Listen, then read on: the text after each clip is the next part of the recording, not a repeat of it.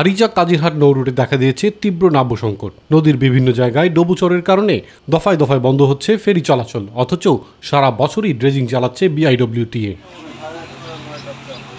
নিয়মিত ড্রেজিংয়ের সুফল পাচ্ছে না এই নৌ রুটে চলাচলকারী ভুক্তভোগীরা।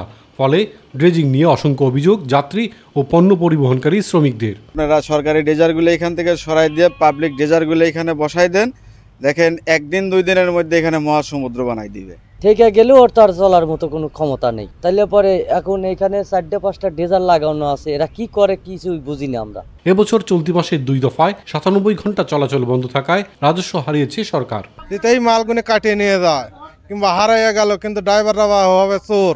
এই সমস্ত যাত্রী পারাপার করার সময় অনেক সময় দেখা যায় যে লঞ্চ মালিকরা বিআইডব্লিউটিএর এই পোর্ট অফিসার দিয়ে আমাদের নির্যাতন করে। ডিজার নাই এই জায়গা, দোলবিয়ার ঘাটে একটা ডিজারে বালু কাটি সব গাগ মারা ফেলতেছে। দুনিয়ার ফেরি চলে, আর এই ঘাটে চলে না, খালি দুর্নীতি। ড্রেজিং কার্যক্রম নিয়ে প্রশ্ন থাকলেও ক্যামেরার সামনে কথা বলতে রাজি হয়নি বিআইডব্লিউটিএর কোনো কর্তৃপক্ষ।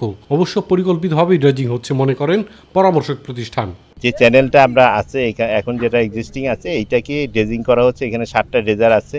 আমরা বিআইডব্লিউটিএ টিসি সর্বাত্মক চেষ্টা চলছে। জুলাই থেকে অক্টোবর পর্যন্ত চ্যানেলের থাকে বিভিন্ন সময় বিভিন্ন জায়গা দিয়ে, তখন আমরা বিভিন্ন জায়গা দিয়ে যেতে হচ্ছে এবং শর্টেস্ট ডিস্টেন্স যেটা আমরা সেটাই দেওয়ার চেষ্টা করি।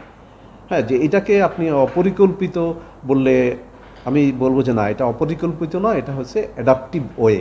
গত বছর আরিচা কাজিরহাট নৌ রুটে ড্রেজিংয়ে ব্যয় হয়েছিল 23 কোটি টাকা।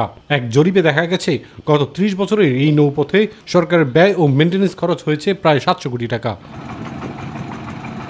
ইলিয়াস কমল, মাই টিভি।